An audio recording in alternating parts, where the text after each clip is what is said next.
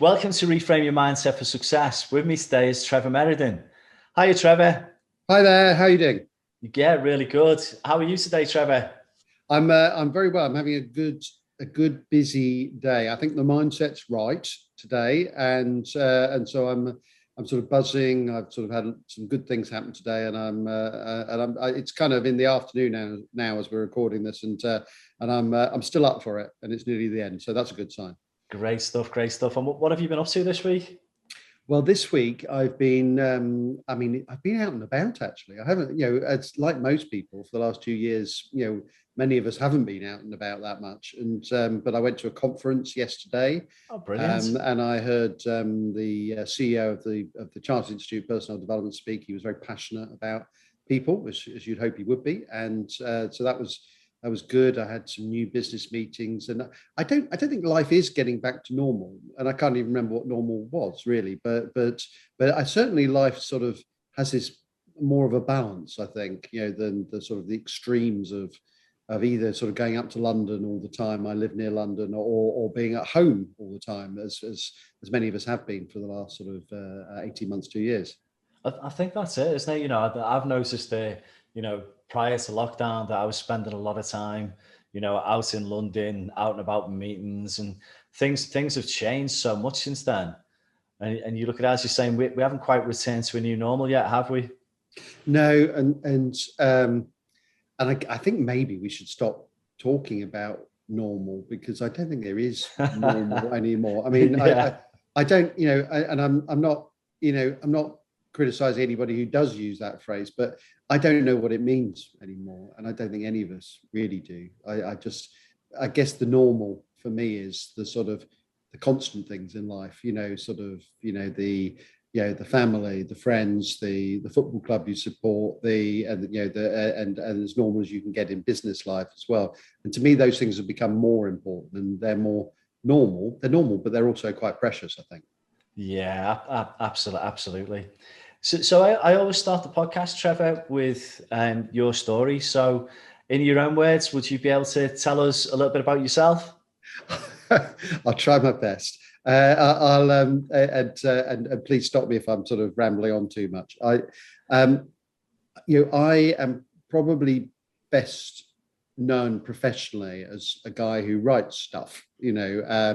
Sort of content is my game, and particularly the area of sort of thought leadership, which is an interesting term, which I'm sure we'll come to in a bit. Originally, though, I wasn't a writer of any sort. I was actually an economist, and I worked in the city, and I was running mathematical models at the Bank of England, and then I would sort of have my face deep into a sort of spreadsheet full of numbers. And I realized after a while that there were lots of people around me who were very, very clever people, much more clever than I was, sort of around the numbers, but who just didn't really know how to tell a story around the numbers. Yeah. And so I went from there, to cut a long story short, to work for the Economist group, where I was writing economic reports. And I went from there in a very circuitous way into mainstream business journalism. And I ran, sort of helped to run magazines like Management Today, some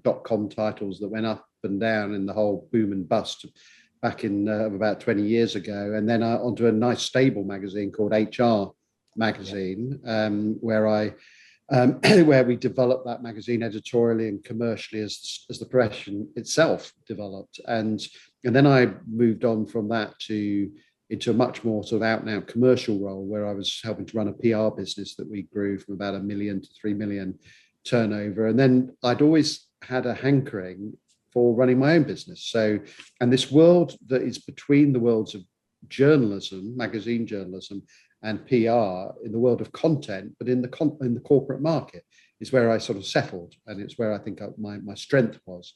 And I guess I had some consultancy skills from PR. Yeah. And I guess I had some writing skills from journalism. So I kind of fused the two together. And actually actively thought, what do I love doing? And I thought about the happiest moments. And my happiest moments where I was writing sort of meaty thought leadership reports, or where you actually have to really think about what you're writing, maybe bring in and distill down sort of views about the latest thinking on a particular subject. So I'm in the business to business sector, and it's all about thought leadership reports for me. Brilliant. So, and not everybody fully understands, I guess, what thought leadership is. So, if you were to describe it for us, what would it be? Well, I mean, I would be the first to say that it's probably an overused term in some ways, because what happened was that, I mean, I did some research on this when I was writing a paper recently, and to my astonishment, I discovered that thought leadership originally became a term sort of in the 1850s. Where it was basically used for people who are seen in America as having enlightened views around slavery, and the sort of the abolitionists of slavery were talked about as thought leaders. So it kind of emerged at that time, and then it disappeared for a while, and then it came back in business magazines. In a magazine called Business and Strategy, a guy called Joel Kurtzman adopted the term again, and then over the 50s, 60s, 70s, 80s. People were writing articles and so on, and they all started to call themselves thought leaders. And the truth is that some of them were thought leaders, but many of them were writing articles which were really thinly disguised sales pitches. And so it's all about, thought leadership is really about not necessarily saying, I've got a bit of thin veneer of thoughts and then please buy my product. It's actually putting yourself at the center of a debate, and by talking about the issues, not necessarily in an overt way of selling, but by people then looking at you and elevating so you kind of elevate your brand through your knowledge and through your expertise. And whereas I think a lot of people call themselves thought leaders, actually the truth is that a lot of people who really should be talking about themselves and their knowledge and their expertise very often are underconfident in getting it out from inside them to outside. And they're also not that good at sort of repurposing and repackaging the things that they do say in a way that is marketable. So that's what I do. I help people do that, and that's roughly what I think thought leadership is. That's a brilliant description. So, you work with organizations. So how do you actually use thought leadership within organizations?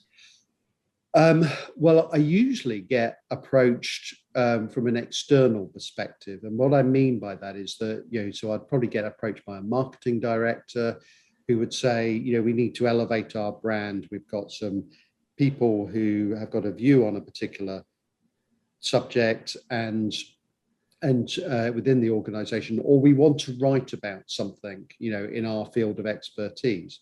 And so I get approached from it from the point of view of an external perspective, raising the brand, raising the profile.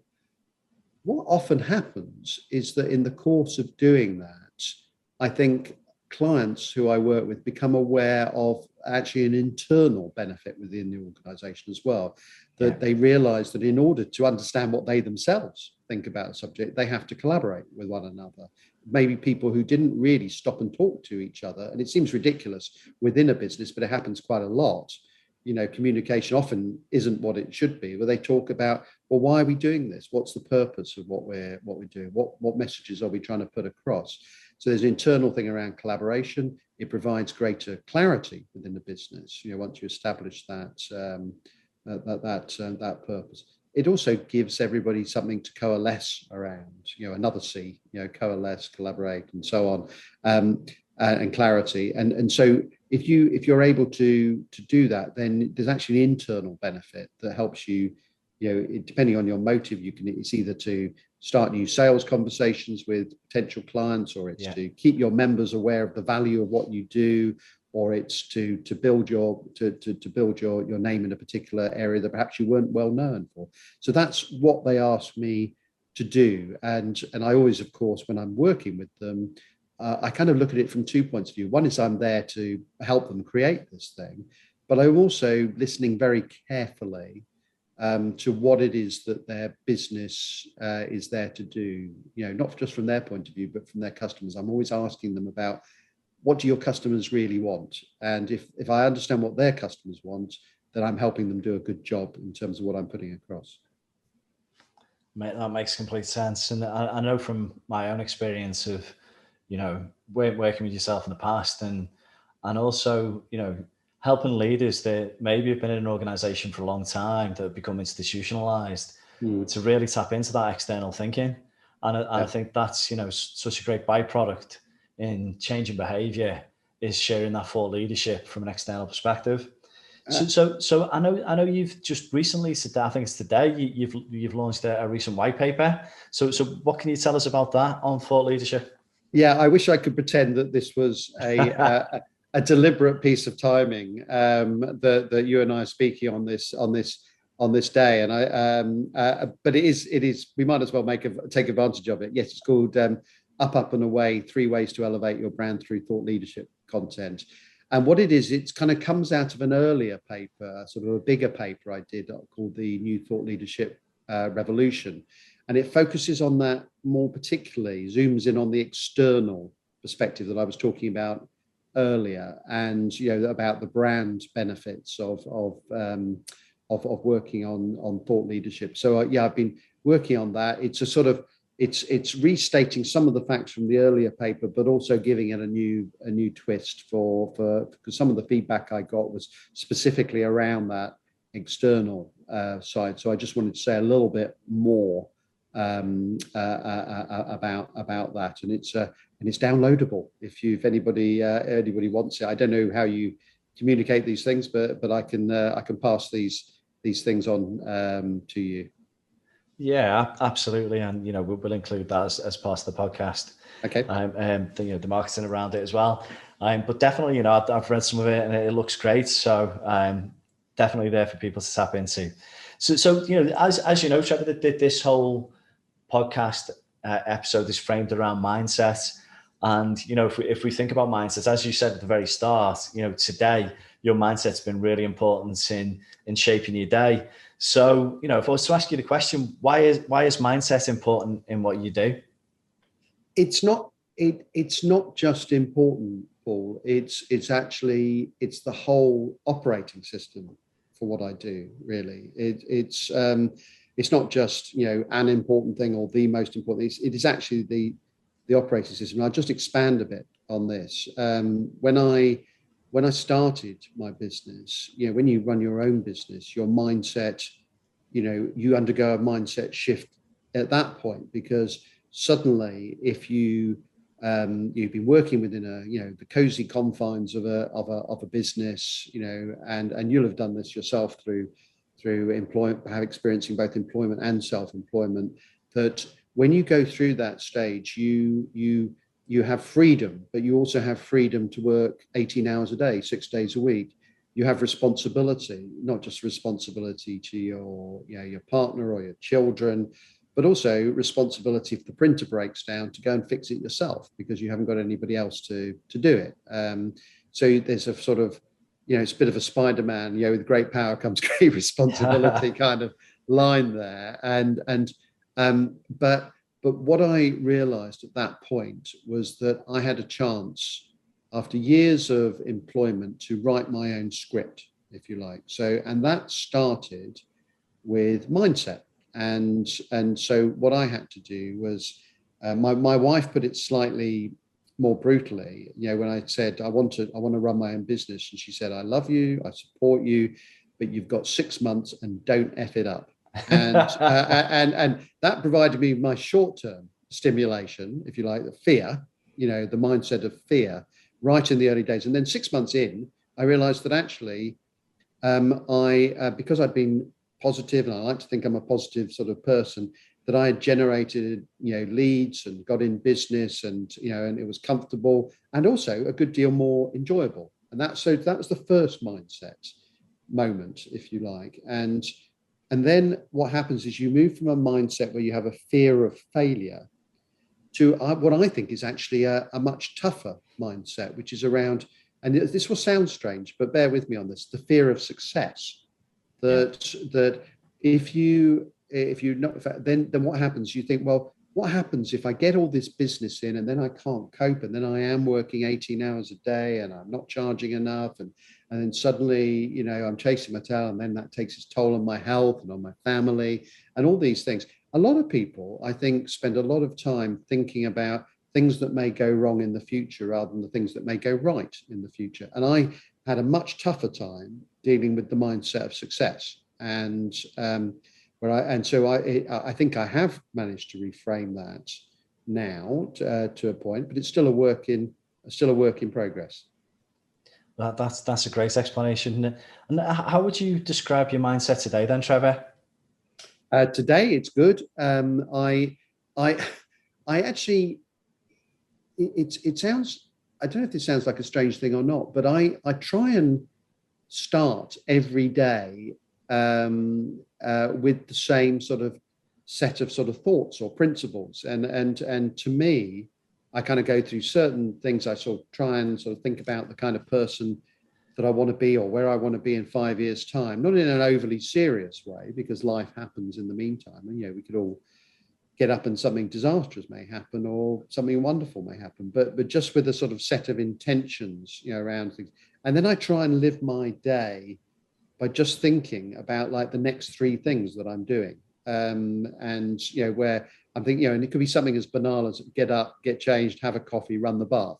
It would, and then I'm always just thinking about the next things in between those times, because your day shouldn't be just a list of tactical things to tick off, but you have to almost like have a rhythm about what you do, particularly when you start to employ other people, and you need to involve them in helping you get somewhere and do something, is that you have to have a rhythm in what you're doing in terms of taking stock every week or month or quarter and actually thinking, where are we relative to where we want to be? And so there's 2 levels of mindset in my mind. One is the sort of get up, just try and live your best life in a single day, every day. And then there is a step back kind of mindset where you are almost like a helicopter up in the air, where you are looking down on what you're doing, and you're thinking longer term. You can see the horizon and you can see what you need to do or how far you've got to go, or the fact that there's a hill in the way or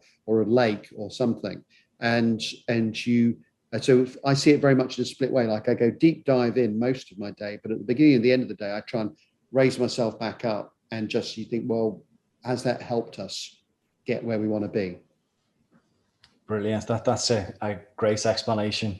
Yeah. And so some real practical tips there as well. So your mindset and the way that you've developed who's actually helped you over the years, and have they shared any practical tips with you to help you with your mindset?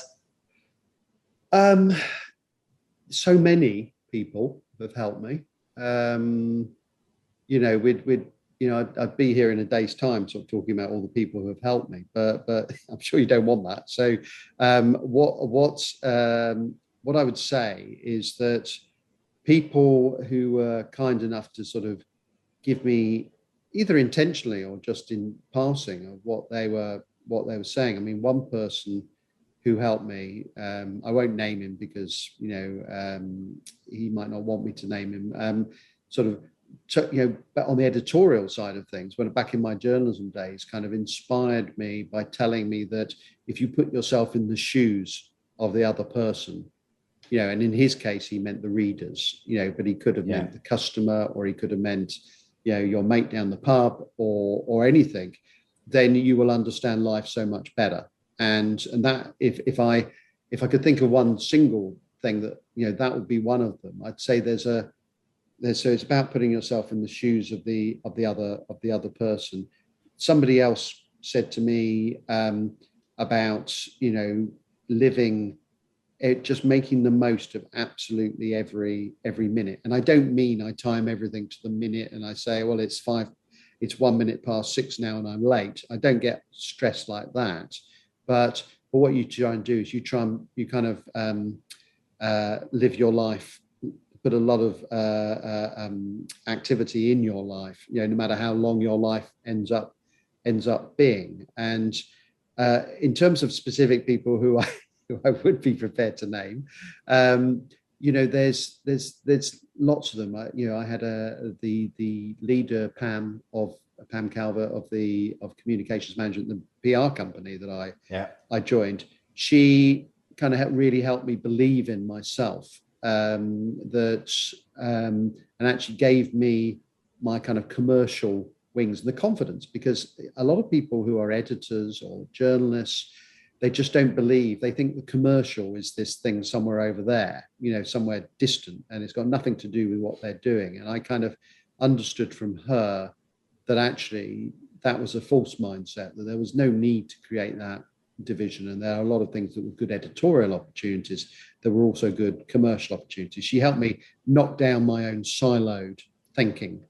And then more recently, loads of people, I do a lot of self-help stuff, so I'm always reading books and, attending lectures. More recently, I'd say, and this relates to what I was saying earlier about the fear of success. There's a wonderful organization called Genius U, which has helped me almost like develop a sort of framework for how I'd scale up my time and my team in the business. And much more recently, I have a wonderful mentor called Terry Vinson, who is just amazing, who I talk to once a week, come rain or shine, and she just listens to me rabbit on for an hour, and understands where I'm coming from, and that's a very strong sort of bond of trust. So I spill my guts for most of the hour, and then she says some very wise things and sort of helps me correct my course or make me think differently. Excellent. And it's really interesting because people do, those people who support us and help us and give us confidence, it really does help, with that mindset, to have the confidence to do the things that we can do each and every day. Now, one of the things I've been reading just on social media lately has been around imposter syndrome. And what's quite interesting, I just saw a post the other day that said, don't talk about imposter syndrome. It's just about people stepping out of their comfort zone and, actually being in a place of discomfort rather than being an imposter. And I'm just wondering if you ever experienced that kind of, where you put yourself outside of your comfort zone, or you felt imposter syndrome, or what's your take on it, just out of interest? Every day, Paul. Every day, I have moments, and that's not because I actually think I'm an imposter. I don't. But every day, we all have. If we're all honest with ourselves, we all have moments where we think, "Can I do this? Why is this credible? Is this coming across well? What will they think of me?" All those little kind of moments of doubt that sort of come in. And interestingly, one thing I didn't say earlier was that. It's no accident that my tagline of my business is, to put every business on the fast track to content confidence, and because my view is that businesses lack confidence in their content a lot of the time. Equally, when I'm mentoring, as you know through our work together, Paul, that I spend a bit of time mentoring, sort of young entrepreneurs. And the whole issue around that is to do with confidence. A lot of people, feel like, I don't really know enough people. I don't know how to do it. I don't know what to do. I will get found out. All these things, because people will realize I don't know what I'm doing, or I don't know as much as people think I do, and so on. And that is, I'd say that the real inhibitor, the self-sabotage, if you like, of so many people is this imposter syndrome. There are so many people who are really good on talking about this, but one person for your listeners maybe to sort of check out is a lady called Steph Taylor, who's done really well in launching digital products. But she talks, at length about the imposter syndrome she felt, and very eloquently about how she often inhibited and stopped her for years from doing what she should do. So yes, I recognize it. It affects me every day. And I think it affects most people every day. But I can brush it off in a few seconds. Because you kind of start to see it for what it is. That's great advice. So thanks for sharing. I have this statement which is, if you really want to shape your future, create your future, and then step into it. But you've got to believe in yourself, and that imposter syndrome sometimes can be what stops people. One thing, Paul, actually, on that is that I looked at a psychological study. It sounds very grand, but the other day where People, if you think about what people are thinking about when they are affected by sort of psychological things such as imposter syndrome, is that they spend about 20% of their time thinking about the past, about 30% of the time in the present, and about 50% of the time thinking about the future, because they think and worry about things that may happen. And this imposter syndrome, as with many other syndromes or conditions, are kind of rooted in a future that hasn't even happened, that you can actually determine for yourself.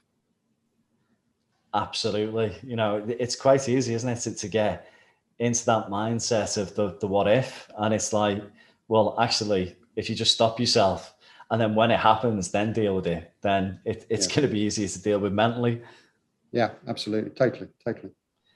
So I always ask, you know, anybody who comes on the podcast, I always ask, you got any funny stories? Because, you know, you've had a lengthy career and adventures, and do any funny stories come to mind that you could share with us, that you can share? It's so many I can't share, Paul. But I'll tell you one quick professional. But by the way, I'll leave this for the listeners to decide whether these are funny or not. I mean, this is the question I'm probably most nervous about, you know. And but they're funny to me. So, audience, please bear with me on this one. When I about 15 years or so ago, I was commissioned to write a book, and a business book. And when I took the commission, I signed the contract. 6 weeks later, my wife said to me, "I'm pregnant." And so many people, if it takes you a year to write a book, you know, if you've only got a year, it'll take you a year. If you're given 3 years, it'll probably take you 3 years. And I suddenly had this kind of 7.5 month kind of deadline, the ultimate deadline in life, you know, before the baby arrives. Second book I wrote, exactly the same thing happened. And there's no relation between me signing a contract and pregnancy, I should add. But what happened was that I kept having this ultimate deadline, and it was probably the best and the worst thing, because it got me very stressed writing the book. So this happened 3 times. So I wrote 3 books. I've got 3 sons. And then when it came to, and then the publisher approached me and said, "Would you like to write a 4th book?" And I said, "I'll have to ask my wife." And so I went back and asked my wife, and she said, well, I can't repeat what she said. But basically, she told me very firmly that 3 books was enough.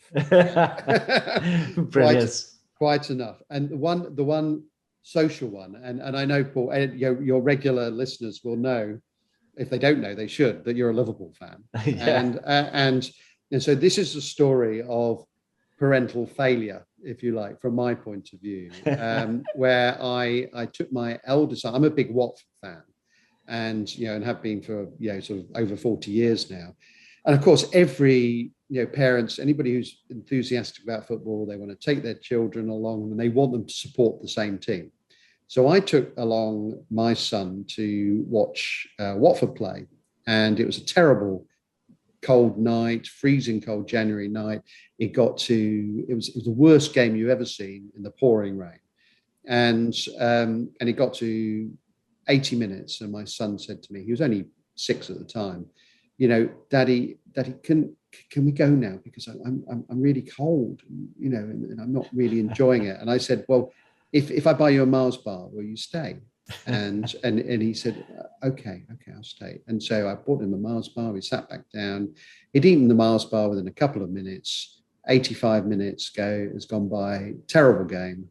And he says, Daddy, I'm still really cold, and I just want to go home, and I don't really want to stay. And I was going, well, starting to weaken at this point. And I was saying, no, you should never leave a game before the end. Never, ever leave a game before the end. And he starts sort of whimpering slightly after about 88 minutes. And so it gets just to 88 minutes. And he says, Daddy, please, can we go home? And I said, okay, I'll break the rule of a lifetime, and I'll take you home. I got up. We left the stadium, and it takes 7 or 8 minute walk to the car park. And in the 7 or 8 minutes, guess what happened? Watford scored 3 times, right at the end. And this is absolutely true story. Watford scored 3 times, and now he is a Liverpool fan. and I've always blamed myself as a parent for quitting at the wrong time, and because on the one hand you don't want to, you want your child to not to suffer, and you want to, you don't want to ruin their enjoyment by sitting through a terrible 0-0 draw in the pouring rain in January.